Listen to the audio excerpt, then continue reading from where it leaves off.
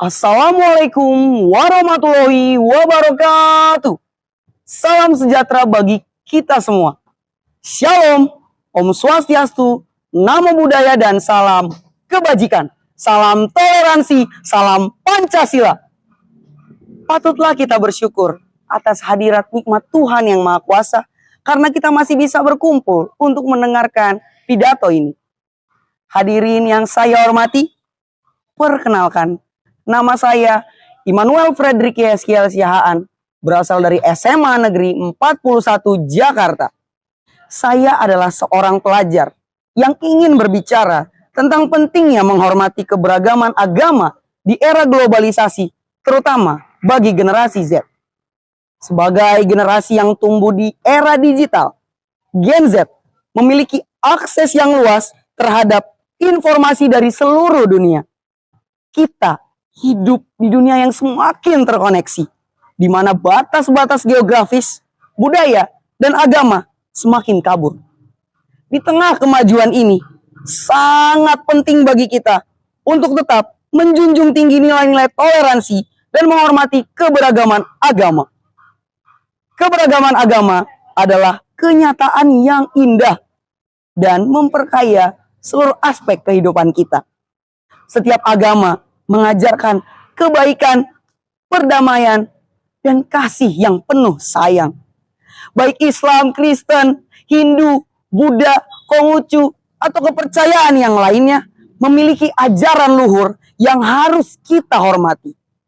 Sebagai generasi penerus, kita harus menjadi contoh dalam mengaplikasikan nilai-nilai toleransi ini di dalam kehidupan sehari-hari. Namun, di era globalisasi, tantangan terhadap keberagaman agama juga meningkat. Kemudahan akses informasi dapat menjadi pedang bermata dua. Di satu sisi, kita dapat lebih banyak belajar tentang keindahan agama lain. Namun, di sisi yang lain, informasi yang salah atau provokatif dapat memicu konflik dan ketidakpercayaan. Oleh karena itu, penting bagi kita untuk selalu dapat bijak dalam menyaring informasi dan memastikan bahwa kita tidak terpengaruh oleh berita yang tidak benar atau penuh dengan hoax. Selain itu, kita juga perlu memahami bahwa menghormati keberagaman agama bukan hanya tentang toleransi yang pasif.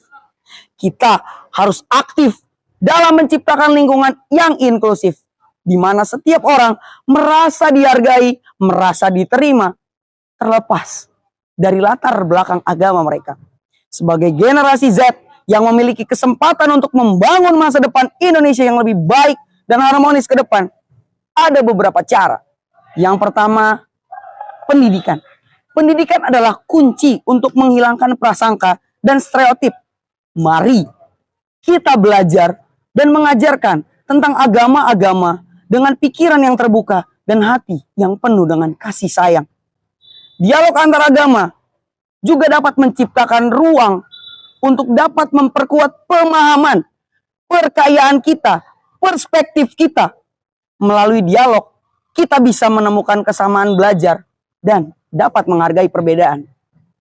Yang ketiga adalah media sosial. Gunakan media sosial dengan bijak untuk menyebarkan perdamaian dan toleransi. Hindari menyebarkan konten-konten yang dapat memicu kebencian atau konflik antar agama. Yang terakhir adalah aksi nyata.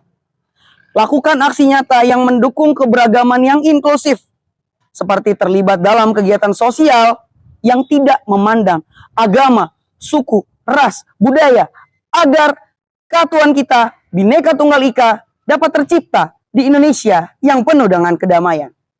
Hadirin yang saya hormati, Pancasila sebagai dasar negara kita mengajarkan tentang pentingnya menghormati perbedaan. Sila pertama, ketuhanan yang Maha Esa, menggarisbawahi bahwa negara kita mengakui keberadaan Tuhan yang satu. Oleh karena itu, menghormati keberagaman agama adalah bagian dari upaya kita untuk mengamalkan Pancasila dalam kehidupan sehari-hari. Marilah kita sebagai Gen Z menjadi generasi yang menjadi pemimpin dengan cinta dan toleransi. Mari kita jadikan keberagaman sebagai kekuatan, bukan kelemahan. Dengan saling menghormati dan saling memahami, kita bisa menciptakan dunia yang lebih damai dan harmonis. Sebagai penutup, janganlah pernah takut untuk berdiri dan membela keberagaman. Jadilah agen perubahan yang membawa pesan perdamaian dan kasih sayang.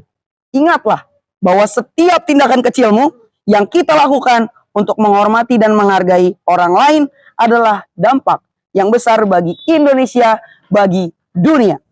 Demikian pidato saya, semoga kita dapat mengambil hikmah dan menerapkan nilai toleransi di dalam kehidupan kita. Assalamualaikum warahmatullahi wabarakatuh. Shalom, Om Swastiastu, Namo Buddhaya dan salam kebajikan. Salam toleransi, salam Pancasila.